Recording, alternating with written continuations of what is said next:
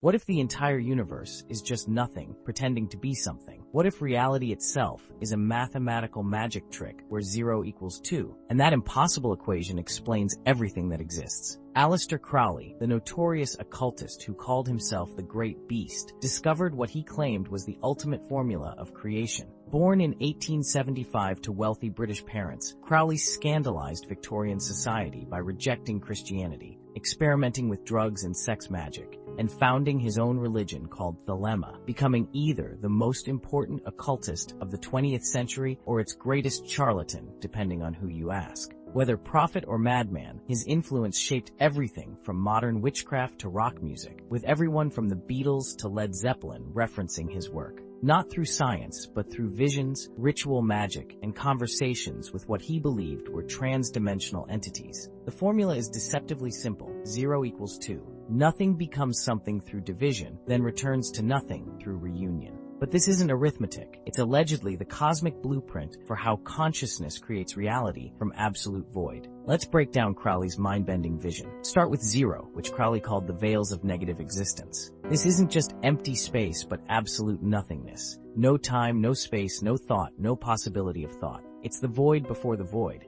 what Crowley's Kabbalistic system calls Ain, meaning pure negation. Modern quantum physicists might recognize this as similar to the quantum vacuum, pregnant with potential, yet containing absolutely nothing. In Crowley's visions, this was Nuit, the infinite night sky goddess, before any star dared to shine. From this perfect nothing, division spontaneously occurs. 0 splits into +1 and -1. Light and dark, male and female, creation and destruction. Every possible opposite emerges simultaneously. But here's the trick that would make any mathematician's head explode. +1 plus -1 still equals 0. The opposites cancel out. Nothing actually changed, yet everything appeared. Crowley claimed the entity Aiwass revealed this secret to him in Cairo, dictating, "For I am divided for love's sake, for the chance of union." The division isn't conflict, it's cosmic foreplay. The opposites aren't enemies, but lovers desperate to reunite. Reality is their dance, their tension, their eternal reaching toward each other. When the opposites collide and reunite, that's where reality happens. Think of it like sex magic, where two become one in explosive union, creating something new while dissolving back into nothing. This generates what we call existence. Every atom, every thought, every galaxy is just this tension between opposites playing out. The entire tree of life in Kabbalah, from the crown of pure consciousness down to physical matter, is this formula cascading through dimensions. Time exists because future and past split from eternal now. Space exists because here and there divided from everywhere. You exist because self and other emerge from undifferentiated consciousness. But it's all an illusion, a temporary game of division that always resolves back to 0. In Crowley's Thelemic philosophy, understanding 0 equals 2 isn't just intellectual exercise. It's the key to magical power. If reality is just nothing playing dress up as something, then consciousness can reshape it by understanding the game.